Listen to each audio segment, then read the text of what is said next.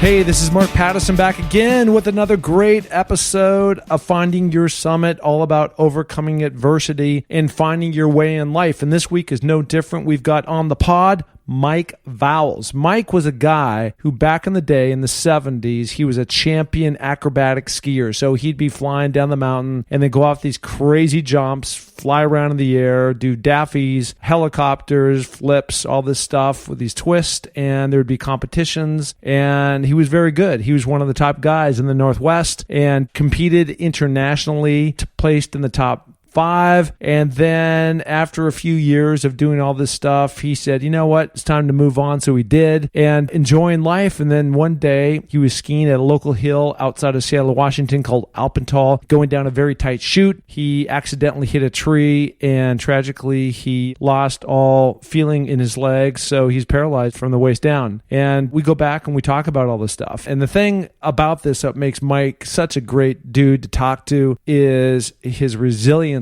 of coming back. There was a big event not too long ago in Sun Valley, Idaho. A lot of his old mates were going to be there, and they invited him to go. He went back. He trained for this thing. He learned how to ski on something called a monoski and got all the guys back together, and they actually ski from the top to the bottom, and it was a big event, and it was really great to hear and recount these stories, how he got there. And now he's serving in an inspirational way to many others about overcoming their adversity. So it was great to get caught up with him. Also, longtime buddy Joe Flick stopped by. He used to ski with Mike back in the day doing these crazy flips. They actually set a world record, which we talked about. A bunch of guys getting together and flipping, upside down and landing successfully and set the World Guinness Book of Records. So we go through that. So I'm a little hoarse. I'm a little sketchy in my voice when I'm talking. I'm now over that, but I apologize if you hear the lozengers in my mouth, but we did make it through. So on that note, as always, if you want any updates, check me out, markpattisonnfl.com, and we continue to encourage people to go on to iTunes and give us ratings and reviews so we can get more popularity and more people can hear about these amazing people overcoming these incredible things that they do. So, okay, and with that, let's get on to Mike. Here we go. Hey, this is Mark Pattison back again with another great episode of Finding Your Summit. And sorry for the little groggy voice here, but this week I'm very fired up because number one, I'm beaming from my hometown, Seattle, Washington. I happen to be at the Silver Cloud Hotel near my old alma mater, the University of Washington Huskies. And I'm very, very honored to be in the presence of Mr. Mike Vowels. Mike, how you doing? Awesome, Mark. Thanks for having me here. Just about as excited as you are, I think. Oh, man. I'm so, listen, this episode, again, is Finding Your Summit, and it's all about overcoming adversity and finding your way in life. And you've got such a dynamic story that I want to get into. And for the listener, I just want to tee this up really quickly, and then we're going to go back and we're going to backtrack into this whole thing. And that is, I'm sitting across from you, and unfortunately, in your life, a lot of us go through a lot of things, but you had a tragic accident many, many, many years ago, and it ended up where you are now paralyzed, I guess, from the waist down, correct? From like the sternum level down. Sternum level down. Just about chest level. Yeah. So you're this world-class skier doing these crazy acrobat moves up in the air, and I want to get into that. But before we do, I want to set this up like, you and I both grew up in roughly the city of Seattle, and I grew up right near here by the University of Washington. You're on the east side. So your athletic career, where did you start skiing? These different sports that you played, there must have been kind of something leading up to all this.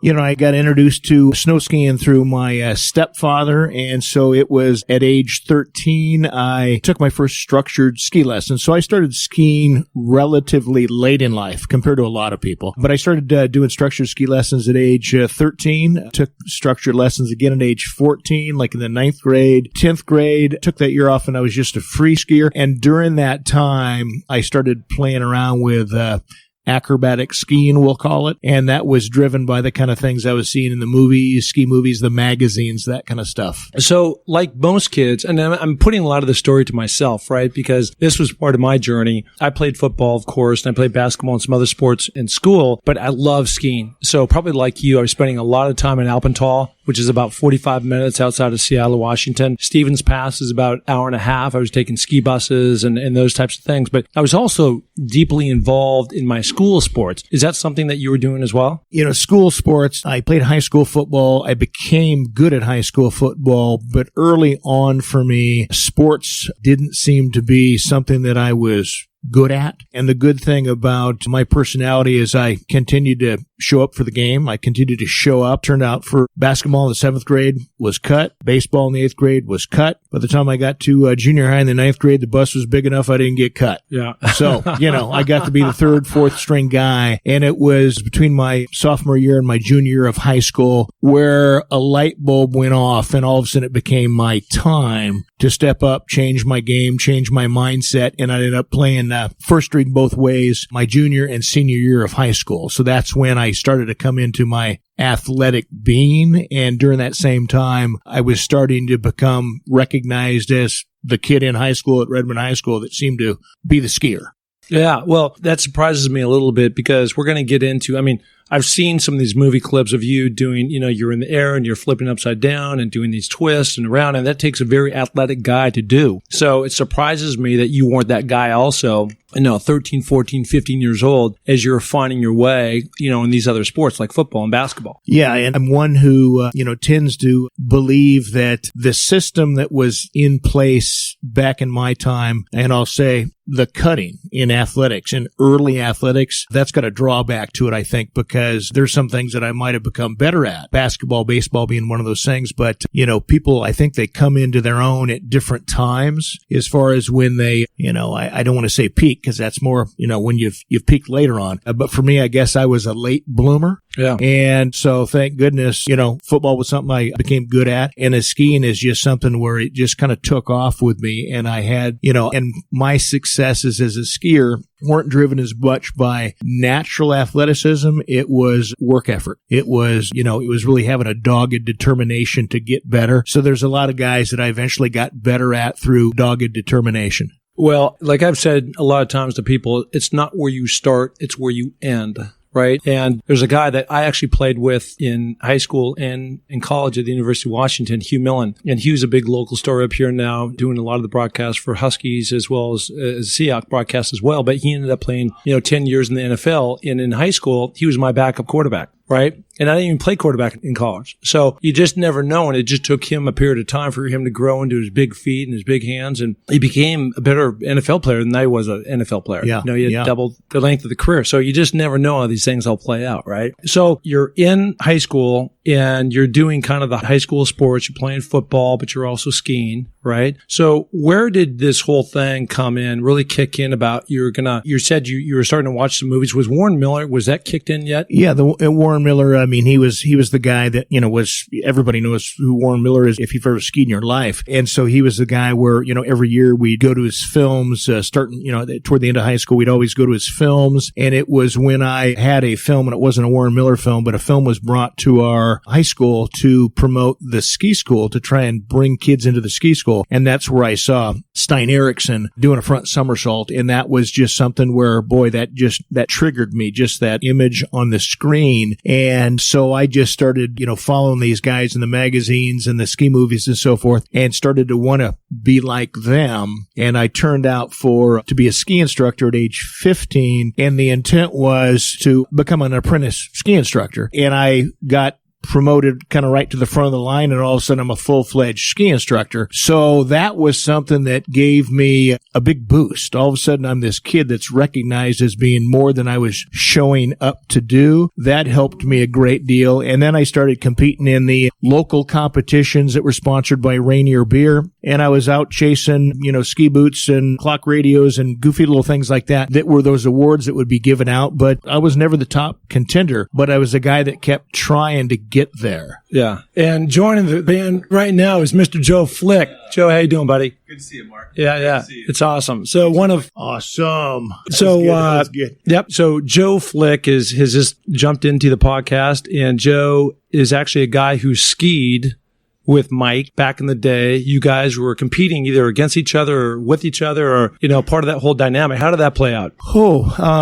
Joe's a guy that was, he was a year younger than me in high school. And there would have been times where when he was at Interlake and I was at Redmond, we were actually on the football field at the same time without knowing that yet. And then, Joe, I've got to ask you, was Tom your backup at one point in time? Tom was the backup to the starting quarterback, Joe Flick, the older and smarter. Right. Yeah. When you mentioned Hugh McMillan a little bit ago, so here's Joe Flick. He's the skier I know. Tom, if you're listening. But wasn't that the case in high school?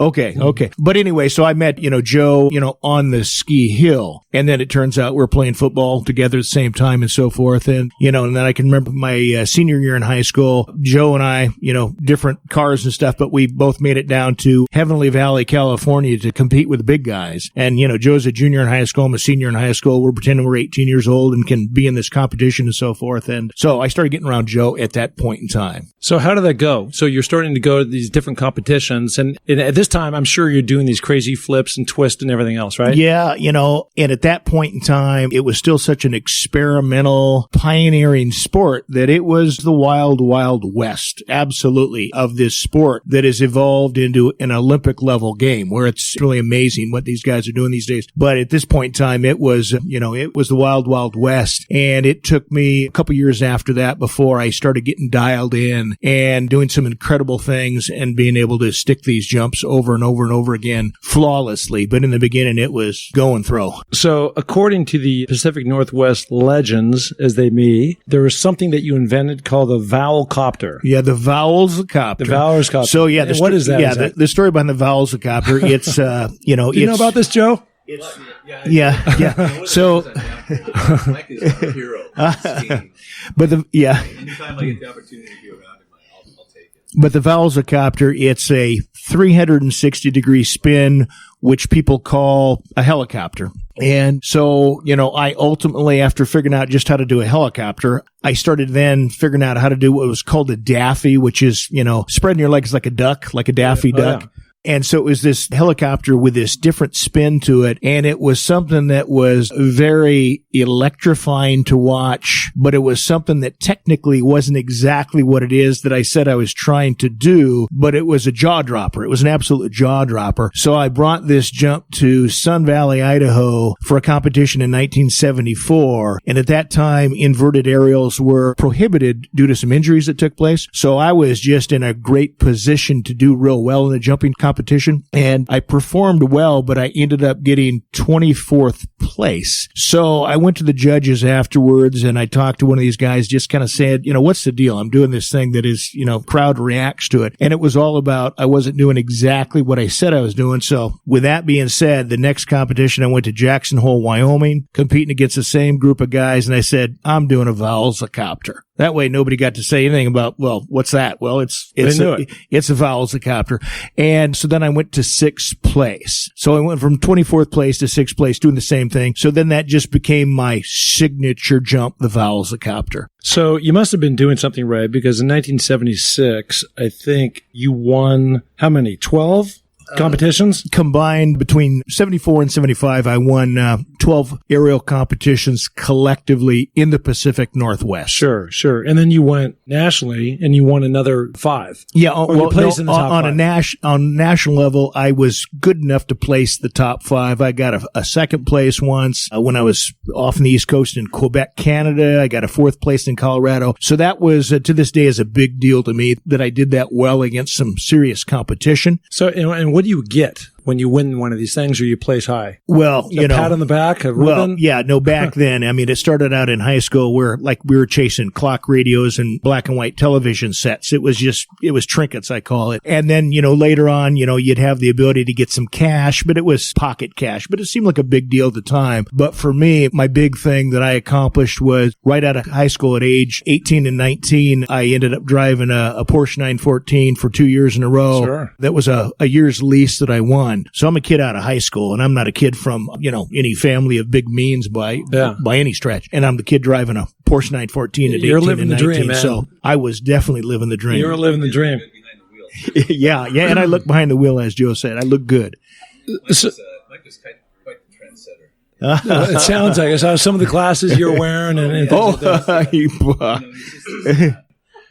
So here's that Joe Flick story, and I found this on the internet, and it was classic. I'm actually going to post this in the show notes when I get an opportunity, but apparently there was a group out of maybe Wyoming or someplace called the Flying Coyotes who had perfected this 8-man flip all at one time and set the Guinness National World Record. right? And so Mr. Joe Flick, according to this article, sounded like he was the energy behind this thing. He wanted to break this. Yeah, Joe was absolutely the energy behind this. And Joe's a guy that I would say early on was a deal maker, a guy that would put stuff together, a guy that could make things happen. Still is. So, Joe goes out and brings Warren Miller to the table, and he brings Warren Miller himself to Ski Acres. And so I was fortunate enough to be invited to participate in this. And, we're attempting to do an 18-man backflip. And so the way it went was we're having troubles, pulling this off. And you got 18 guys trying to do a backflip. So when you're crashing, it's like watching the race cars where it's a figure 8 track. It's, pretty gnarly stuff. So, so we're having these crashes taking place. And then Joe has to take on the assignment of finding the guys in the middle of this thing that were kind of screwing it up. So he isolated about 8 people, something like that, and made these guys jump in front of the rest of us to find out, okay, who's the weak link, and that being the key link, because we're holding our sure, we're holding hands. It's like a chain. And so Joe had the difficult task. He's like the football coach of making the cut. A couple of guys didn't get to stay. And it was an amazing thing to be involved with because it was so big for back in that time. And it was really an eclectic group of guys because it was some super talented guys in that chain. And there were some guys that were kind of barely invited, and it was something else. But we pulled it off with 16. According to my research and according to one Joe Flick, he actually tried to recruit 24 jumpers, but confessed. We found that was an unworkable number. So everybody's crashing into each other and everything else. So I can only imagine, how crazy that might have been. So the world record now stands at 16 or 18? Oh, no. I've actually seen something on YouTube video where some guys in Japan or something. I saw this thing where there's like 100 guys. It was the craziest thing. I couldn't believe it. But it's been done in numbers that far exceed what we did. But I'm sure we held our number for quite a while. That's just awesome. Yeah. All right. So in 1977, you decided to stop competitively skiing, correct? In 1977, it was 2 things that brought it into my short skiing career, which was a 3-year window.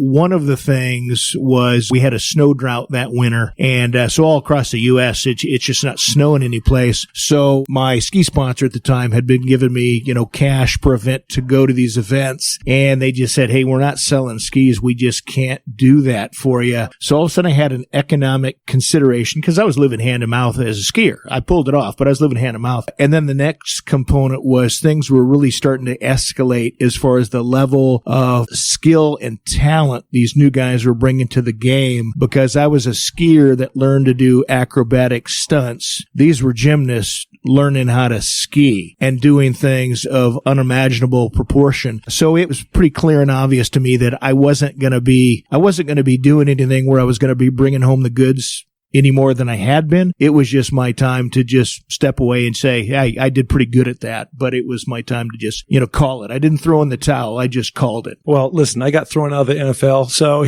I'd like to say I retired, but that's really the way it happened. My time came, right? Right. Yeah. And I peaked. And I knew I had peaked. So no, I totally get that. Okay. So let's jump into a more uncomfortable subject and talk about 1985. Right? And talk about your accident. And, and the reason why I want to talk about this is just because of just what an amazing story it is about where you sit today. Not so much about what happened, but the bottom line that happened to you. Right. So in 1985, it was spring of 1985, Sunday, March 24th. And so interestingly enough, I wasn't scheduled to be on the ski hill on this given day.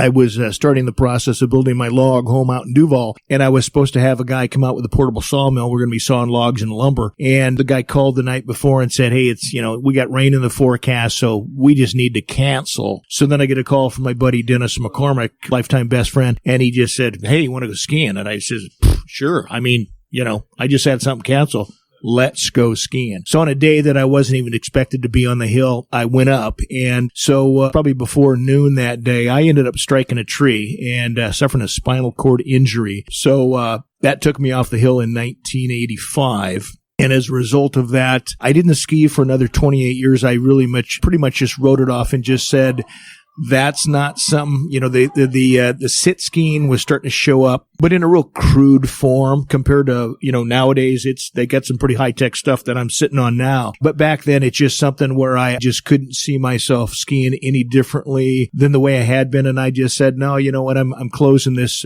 chapter of my life, reserving it for being just perfect. I get to reflect back on it like it was. This is golden, and I'm going forward and doing other things, but I'm not going to be a skier anymore. Well, listen, to me, and this is your story, not mine, but it would be, we're very similar. Joe's sitting here too, also very similar in that we grew up as a very athletic kids, right? So between your football and basketball and baseball, whatever level you're at, and then moving into skiing and becoming this champion, the bottom line is you're used to being very active, right? And then you have this accident, and that cuts off a lot of what you can do. Life isn't perfect because it's got to be the new, right? What was that like for you to go through? You're laying there in bed, they're breaking the news. I just can't imagine that. Well, the news broken to me, and it's interesting because when you're in that position, anybody can tell you any kind of story, but you're going to believe the story that is your story. And my story wasn't going to be that I was going to stay that way. That wasn't going to be how it's going to work for me. Doctor gave me, he said, you got a 1 in 500 chance of ever walking again. I said, thanks. Appreciate those odds. You're a good man. Yeah. He said you got a 1 in 500. He was just being generous to me. And I just said, with that. And I wouldn't have mattered if he said you don't have any chance, but so I spent hard years grinding out hard therapy, and this was during the time I had returned to work and so forth in the construction industry. But I spent 4 years just grinding it out, doing everything I could to attempt to walk again. So the path that I took, rather than just listen to what was being told to me, I took a run at it, and that was good because I had 4 years to kind of burn it out of my system and come to the conclusion that I can't beat this, but I came to that conclusion by being unable to beat it, but by trying so hard and working so hard. So my transition through it was better than if I just simply, sat back and said, okay, and then went about the rest of my business and getting my life set up again for work and family and all that kind of stuff. But so, I faced it fiercely, and that helped me survive it because I fought it for 4 years. But I fought it with doing a task, with doing going to my therapy and so forth. So it wasn't like I was just sitting around throwing the blanket over my head and praying it was going to go away. That wasn't the case. So and it's not the norm, but it's what I had to do. Yeah. So, well, you're obviously a warrior, so I can certainly see and understand that. Were any of those times you ever just get bummed about, your situation? Yeah, that's an interesting question because one of the things that I became very good at was making sure nobody knew how bad my suffering was. And so that was my way of trying to protect everybody else around me, to just kind of mitigate the suffering, because I had just, it's everybody in my world. Everybody's heart was broken. And so that was just my presence was always Iron Man.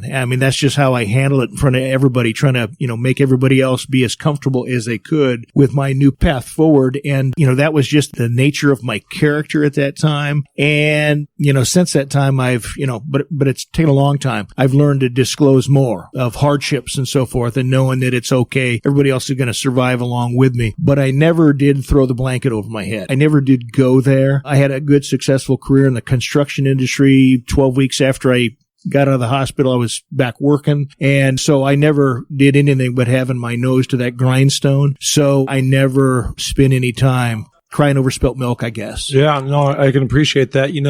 A good friend here, Joe Flick, and I have been through a lot with our kids. And I actually, about 8 years ago now, moved back down to California, and I was going through this rough period of time with my now ex-wife. And so my escape was to go down to Africa and start climbing these crazy mountains, right? And so I started with Tanzania, Mount Kilimanjaro. And one of the things I came off after, overcoming, trying to get to the top and running out of energy and didn't think I could do it, and I overcame it and blah, blah, blah, was this whole idea about the more that I could be vulnerable with other people, not just myself, really the more life had so many more gifts and blessings, coming back towards me, right? Because you're a big, strong, tall dude, and Joe is, and I don't have to be somebody I'm not, and your feelings are what they are, and going through these different things, sometimes you need to reach out and go, hey, Joe, I'm going through a rough period of time, and, I need your help, and here's what's going on, versus hiding everything. And so I'm not projecting that on anybody else other than what I had to go through, and it's really been a blessing for me, starting 5 years ago, to really make it through my situation with my now ex, but also just with other people and relationships that I have. Yeah, it's one of those things that, it certainly comes with age, but more so with your experiences.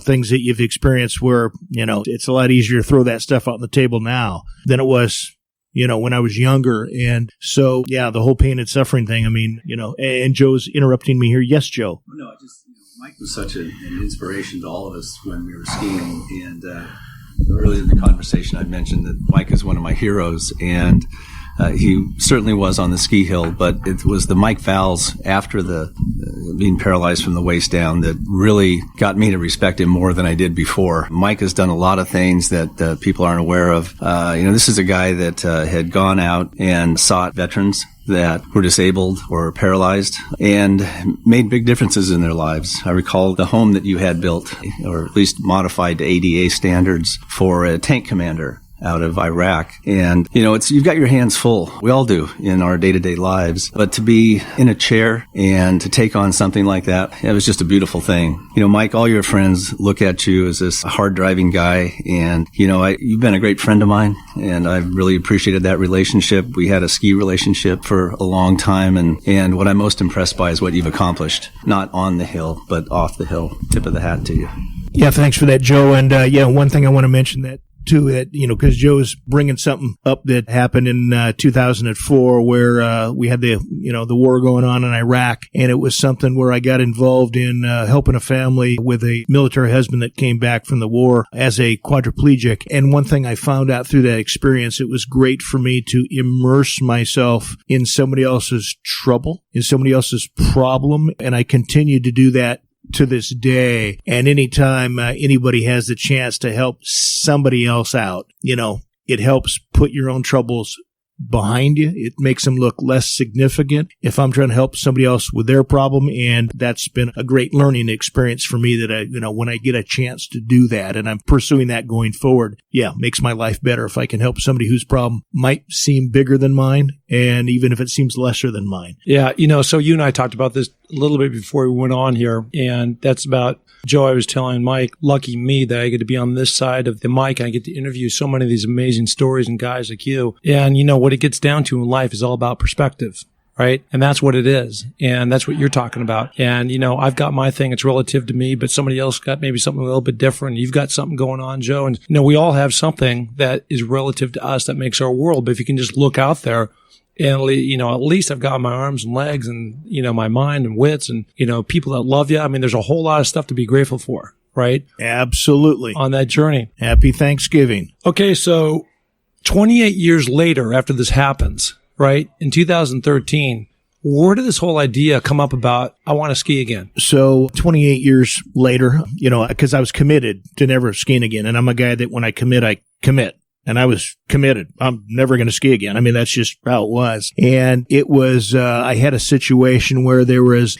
a series of epiphanies, I'll call them, but all of a sudden the planets started lining up and about 3 or 4 things happened to me. And the first trigger was there was a reunion of freestyle skiers in Sun Valley, Idaho that Joe Flick went to in 2012. Is that right, Joe? So I got invited to this reunion of the freestyle skiers. It was coming for Skiing History Week in Sun Valley. And so one of our buddies, buddy in common, Todd Harps, gave me a call and said, hey, Mike, this Hall of Fame event is coming to Sun Valley. There's going to be a big reunion of freestyle skiers from our time. And I had really done a good, thorough job of putting skiing behind me. And it was never a conversation in my mind. Rarely, once in a while, it would be with the right kind of old skiing buddies. But otherwise, it was never a conversation. Skiing was never in front of me. And all of a sudden, it got put in my face when I'm being invited to go to Sun Valley. and I just, I said to my buddy Todd, I just said, I can't do that. I can't go to a skiing town. I can't. I'm not a skier. I can't do that. And so, graciously Todd accepted, what I had to say, but it left me upset. I was very upset because all of a sudden skiing was in my head and it upset me. So, that was one trigger. Then I had another trigger where, a few months later, we got winter snows in Seattle. I'm trying to get into town where I'm working at the time, and I just about get there, and I got to turn around and go back home, and it was the snow. So the snow pissed me off. The snow made me sad. That's what the thing that snow does. It pisses the snow made me just sad and angry. And so then as a result of that, I wrote a poem about it that, that just kind of talked me through it, talked me off the ledge, so to speak. And so that was one. And at the same time, I, was dating a woman who took up skiing late in her life. And all of a sudden I'm dating somebody who is skiing. And it's like, what's up with that? I haven't had this happen, and so that was another trigger. And then, the big one is I started suffering depression. And I think all these things were just kind of coming together at about the same time. And the depression, I had never been depressed, but I had lived my life for those 28 years so aggressively and so excessively in anything I undertook that it kept depression maybe 5 steps behind me, but it never caught up with me. That's my thinking. But at the same time, I might have been, depression might have been coming my way because of my age, because there's other reasons why that shows up. It's not always situational. So I was experiencing the poo-poo platter. It was all loaded up, and I'm going, who ordered the poo-poo platter? I didn't, but there it was. Oh. And so I went into therapy, got a hold of a friend of mine, a therapist, Lori Kay. I've known her since the 9th grade, and I just said, I think I need to see you. I got some stuff going on here, man. I got to figure out what's up. So I was diagnosed as suffering from severe depression. So I'm on a depression medication now. I'm fine. I'm great. Everything's good. But that was this trigger that got me into therapy. And I was there doing psychological therapy for 2.5 years. And, so my therapist, Lori, said, let's talk about skiing. And I'm, I think sometimes too, you need a goal, right? Oh, and that goal is your tonic. Yeah. And so all of a sudden you're overcoming this thing that you said you never do again, right? And now you actually got to go do it. So with technology and everything else, they come up with this monoski, right? So how did you find yourself back on top of this monoski? I mean, well, you just don't jump on it, right? Well, first of all, it took some time through therapy before I could even get to the place where I'm even thinking about skiing again. Right. But I was in there just, putting out that laundry and airing it out. And so I finally came to a point where things were going well enough in therapy that, skiing was something I'm talking about, as well as a lot of other life factors. But just through that process, light bulb just went off. That light bulb went off. And all by myself one night, I put together an email note and I sent it out to, 3 different people. And I just said, I'm coming back skiing. I'm going to do a documentary ski film that's to record this process. So there it was. Bam. It was out there. And as we talked about earlier, the vision, I threw the big vision out there. Now it's like, how am I going to do that? Yeah. Yeah.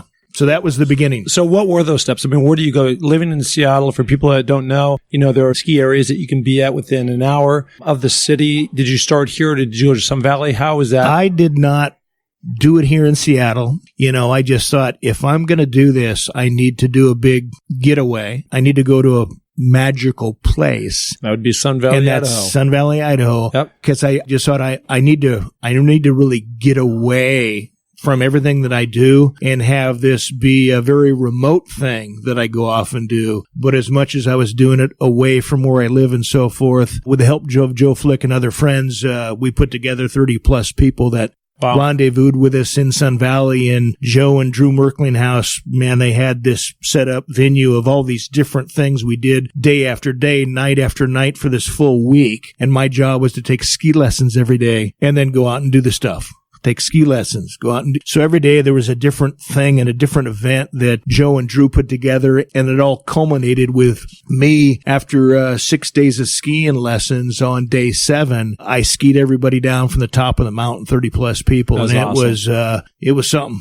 Yeah. Yeah. No. So the film you're referring to is called Return to Paradise, right? Yeah. The film is called Return to Paradise, A Skier's Journey. And so paradise has different meanings, because a lot of people think Return to Paradise, it's, you just have a vision of something good happening. And And that is certainly true, but also Paradise is Paradise up on Mount Rainier, where we went up to Paradise on Mount Rainier, where years earlier I had spent some time doing a film shoot for a book on freestyle skiing where I was up there as an aerialist at Paradise. Yep. So I was returning to Paradise, as the film is called. And so we spent, nearly 3 years designing and building what's called an ascent sled, where my intent was to arm crank my way up to Camp Muir at 10,000 feet, starting at about 5,400. So for the next 4 years, I threw this vision out there of getting up there and skiing down. And so I was learning to ski while we were also figuring out this ascent sled that we had to design because it had never been done in the way that we had done it. Okay, so did you actually do this? Yeah, we did. We didn't get up, it would have taken 4,000 vertical feet for us to do. We did 1,000. We got shut down by the weather, but we did, instead of it being an overnight trip, we did a day trip. We went up 1,000 feet, and it's in the film. But the film records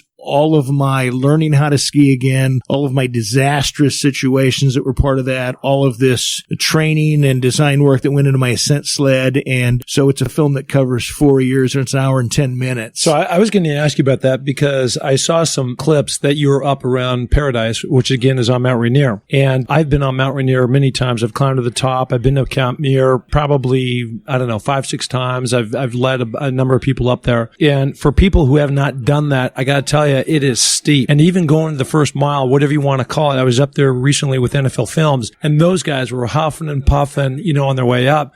I mean, it's not just a walk in the park. I mean, it's tough. And actually, powering your way up there by cranking your arms or your legs, basically, is your pedaling. Yeah, no, right? I'm pedaling. I'm cranking with my arms, and my ascent sled was built with bicycle technology, ski technology, and sailboat technology. So we were literally, climbing a rope. So I was always winching up a rope. So I was always following a rope that was put out in front of me about 300 feet at a time. And and one of the things that's in the film, one of my buddies, Pete Greenstreet, he was always going up and setting these pick points that I would then climb up to 300 feet at a time. And in the film, Pete's just saying, he would look at me and just go, how are you getting this done? Because he's saying, and he's a former EMT, and he just says, you're talking in full sentences, Mike. Yeah. I can barely talk. Yeah. And it was me muscling my way up. But I had also, before I set out to ski again, I spent about a solid year in the gym and got extremely fit for this effort. And as well as just going back skiing. I wanted to leave no stones unturned. But yeah, I was arm cranking my way up, and Mother Nature shut us out. Don't know how I might have done, but we were successful in what we attempted, what we did, and it was just as a team effort. These people I did it with, it was so special. Just this team effort of going up there and making our attempt. So was that before or after Sun Valley? Starting, it was after Sun Valley because we finally went up in 2015, because we kept planning to do it like the very next winter, but we just had, variables such as designing this thing, testing this thing, and then Mother Nature, and so we were looking to do it the year before, but, the snow kept disappearing up on Mount Rainier as we were still trying to figure this thing out and get it all dialed in and testing it at places like Mount Baker, and we went down to Timberline, Oregon. And so it took some time before we finally got to that point. But at the same time, I needed to become a good enough skier to be skiing untracked, off-groomed run, which was pretty dicey all by itself because I was still learning how to ski. Yeah. And by the way, there's crevasses on your left and right side. I remember. Yeah.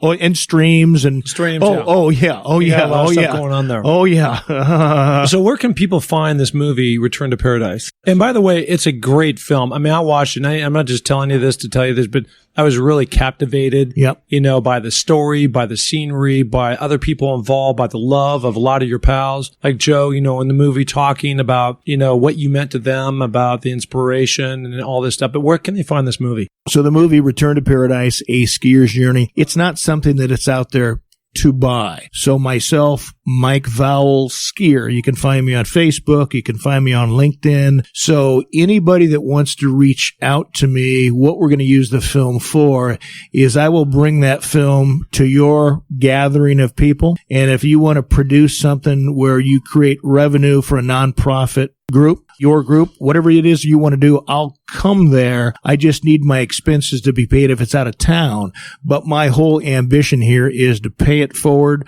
So if I do something for somebody else, bring my film, they can do what they can to generate funds for it that goes to some good cause. I'm going to be there to do that. And when I do the film myself and I draw my own crowd, like we had the premiere August 5th in Seattle, so we generated about $6,200 after our expenses that went to the Higher Ground group in Sun Valley for their military people that have been injured in during their service. Yeah. And it's for recreational therapies. So that is my passion, to try and help that group, and I'll do that when I can. But my film is meant to be a guest speaker lecture film, and I will come with the film. And so we're just now starting the process of marketing, trying to get that out there and get that phone to start ringing. Yeah, no. Well, anything I can do to make that phone ring, I want to do for you. And this is a must-see film. And I've got a lot of friends who would really benefit by you coming and talking to them and seeing this film. I think it'd just be a fun night, and raising money at the same time. And as you said, paying it forward. And what's been good about this entire process for me is the more I open up and talk about my story through my film, I'm getting all that off my back. And it's, that's been a wonderful therapeutic thing for me. And so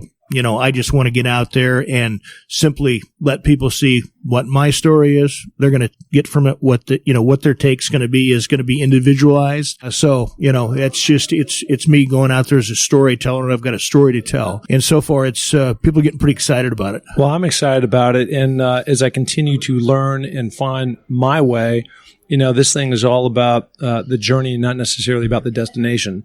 And, I've been that guy that's got the last second touchdown. I've been that guy that stood on top of these crazy mountains all over the world. And it's just not about that. It's about all the nights I spent running up and down the stairs that nobody was there cheering me on, about the preparation, about going up the mountain. And even when I get done with the mountain, and even after I get done doing my 7 summits, I've got more aspirations that I want to get after. And I just know it's going to keep me motivated about the things that I want to do in life, It's the process. It's the journey. You set that vision out there, but it's what's in between, it's getting to whatever that vision is, or as close as you can get to it. But it's about the part in between that, that's the part that is golden. That is golden. Well, listen, I as we close here, I just want to tell you how deeply appreciative I am of meeting me here at the Silver Cloud Hotel by the University of Washington. And I know we've gone back and forth, but your story is inspirational to me. And it's about overcoming. And you've got tremendous amount of grit. And guys who have that, I have tremendous amount of respect for. And you've got this beautiful soul, Kate, sitting next to me with some crazy streaks going down her hair. I think they're husky streaks. And one of my former great buddies, we've been to Ireland, we've been to Scotland, and I'm glad that I was able to, or you were able to share Joe Flick with me in my life. I'm very blessed for that. Well, it was great seeing Joe all of a sudden come in here. It was a surprise to me. It was a surprise. And he's pretending like, I'm not supposed to see him walk in. No, that was good. And one last thing I want to share too, Mark, is, the takeaway from my film that I think is the takeaway is for me to let people know that, my catchphrase is there's no expiration date on what we're capable of. So my whole thing is I sat out for 28 years and I came back and did some pretty big stuff as a skier again. And, I started at age 57. I'm 62 now. And so, my message to everybody is it doesn't matter where you're at in life, what it is that might be that thing where you kind of reconsider, where you just kind of reconsider your capabilities, your potential, and you might just say, you know what, there's this one thing that's been nagging me, gnawing on me that I think I need to take a run at that. And it could be anything. It could be anything, but trying to help people not get locked into it's too late, I'm too old, they're better than me, I can't compete, whatever. Whatever. I mean, cause I'm 62 now. So in today's marketplace, you got your senior factor, those kinds of things. I'm not as young as these other guys, whatever your thing might be. My deal's, take a run at it. There's no expiration date. Well, what you did is you reinvented yourself, right? Oh, Absolutely. In my life going forward, I am so jacked. And I've led a good life. By no means have I not been excited all my whole life. But I got some stuff going on right now that's, It's pretty cool. oh boy. Well, listen, to me, in my eyes, you stand tall. And I mean that in every way. And I really appreciate it. And so, Mike, we will post this and all the show notes and where they can find you. And we can really pump this movie, okay? Okay. All good. And now I'm going to give Joe Flick a noogie. All right, buddy. Thanks, man. Thank you so much.